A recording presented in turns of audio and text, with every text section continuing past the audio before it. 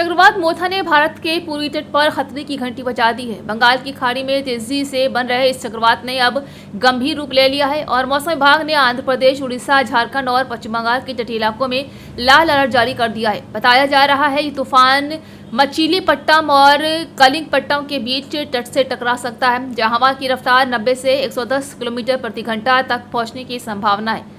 वहीं प्रशासन ने हजारों लोगों को सुरक्षित स्थानों पर पहुंचाया है। सिर्फ आंध्र प्रदेश के गुंटूर जिले में ही करीब 6000 लोगों को राहत शिविरों में भेजा गया है। उड़ीसा में 8 जिलों में एनडीआरएफ और राज्य आपदा राहत टीमें तैनात की गई हैं, जबकि झारखंड में 31 अक्टूबर तक भारी बारिश के अलर्ट जारी किए गए हैं। मौसम वैज्ञानिकों का कहना है कि तूफान से न केवल तटीय इलाकों में तेज हवाएं चलेंगी, बल्कि भीतरी हिस्सों में भी भारी बारिश, जलभराव और बिजली गिरने की आशंका है। मछुआरों को समुद्र में न जाने की सख्त चेतावनी दी गई है और स्कूल कॉलेजों को एहतियातन बंद रखा गया है। भारतीय नौसेना और कोस्ट गार्ड भी हाई अलर्ट पर है। फिलहाल चक्रवाती शहरों में प्रशासन ने राहत और बचाव कार्यों के लिए तैयारी पूरी कर ली है। विशेषज्ञों ने लोगों से अपील की है कि लोग अफवाहों से दूर रहें, अधिकारी चेतावनियों का पालन करें और सुरक्षित स्थानों पर रहें, क्योंकि मोथा अगले 24 घंटे में और भी प्रचंड रूप ले सकता है। उत्तर प्रदेश के मुख्यमंत्री योगी आदित्यनाथ ने बक्सर व अन्य स्थानों में आयोजित चुनावी रैलियों में कांग्रेस आरजेडी गठबंधन पर कड़ी प्रतिक्रिया जताई है। आरोप लगाया है कि गठबंधन बिहार को लालटेन युग में वापस ले जाना चाहता है, जहां जैसे तैसे रोशनी विकास नहीं होती है और लॉ एंड ऑर्डर ढीला होता है। जब डकैती डालनी होती है तो ये लालटेन बुझा देते हैं। लालटेन बुझाकर डकैती डालने वाली ये पार्टियां बिहार को अंधकार में ढकेलना चाहती हैं। उन्होंने इसे प्रतीकात्मक भाषा में पेश किया है कि लालटेन बुझाना, अंधेरा फैला देना, विकास रुक जाना, आम लोगों के अधिकारों की चोरी होना है। याद करिए, जब डकैती डालनी होती थी लालटेन बुझा देते थे और कांग्रेस और आरजेडी मिलकर के अरे गरीब का ही नहीं खाते थे, पशुओं का चारा भी डकार जाते थे। अभिनेत्री ममता कुलकर्णी एक बार फिर से सुर्खियों में है, लेकिन इस बार अपने विवादित बयान के कारण। हाल ही में एक इंटरव्यू में ममता ने कहा कि दाऊद इब्राहिम ना तो आतंकवादी है और ना ही उसने 1993 के मुंबई बम धमाकों में कोई भूमिका निभाई थी। उन्होंने दावा किया है कि दाऊद इब्राहिम के बारे में जो छवि बनाई गई है वो पूरी तरह से झूठ पर आधारित है और मीडिया ने उसे आतंकवादी के रूप में पेश किया है, जबकि असल में वो माफिया डॉन था। ममता के इस बयान ने राजनीतिक और सोशल मीडिया हलकों में हलचल मचा दी है। लोगों ने इस बयान को तथ्यों के विपरीत बताते हुए कड़ी आलोचना की है। तो वहीं सरकारी रिकॉर्ड के अनुसार भारत सरकार ने दाऊद इब्राहिम को 2019 में यूपीपीए के तहत आधिकारिक तौर पर आतंकवादी घोषित किया था।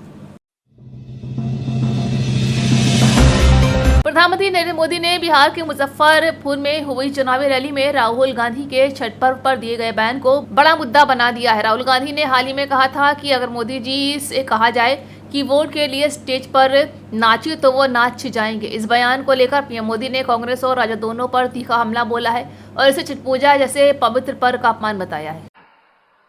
फिर एक बार एनडीए सरकार, फिर एक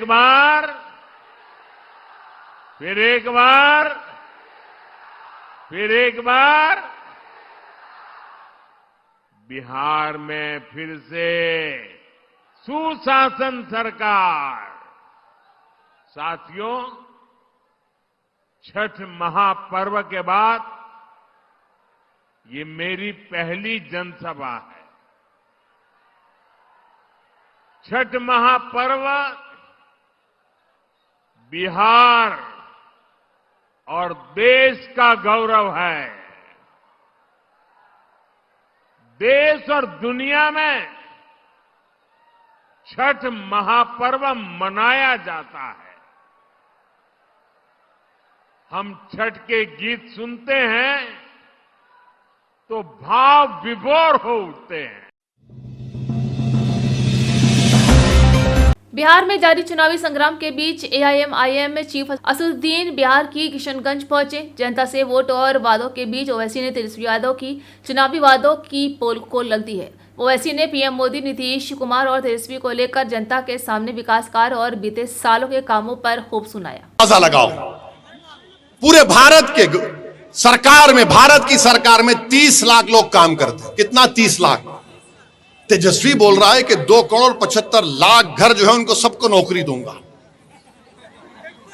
अब आप तो सोचिए, बिहार की जनता, सीमांचल की जनता इतनी भोली नहीं है कि तुम आकर लंबा छोड़ दो और वो कबूल कर ले। अच्छा, आपको मालूम, अगर चलिए मान लिए कोई यहां से उठ के बोलेगा वो इसी तुम्हारे को क्या तकलीफ हो रही है, देगा वो। अच्छा देगा ना, कितना पैसा लगेगा? अभी अगर वो 2,75,00,000 लोगों को नौकरी देगा तो कम से कम 25,000 तो देना पड़ेगा ना, 25,000। अब तुम उसका हिसाब कर लो, उसके लिए पैसा पड़ेगा 8,28,000 करोड़ रुपये। 8,28,000 करोड़ रुपये। पूरा बिहार सरकार का बजट कितना है सालाना? 2 लाख करोड़ का। ये कहां से लाएंगे बाबा तुम 6 लाख?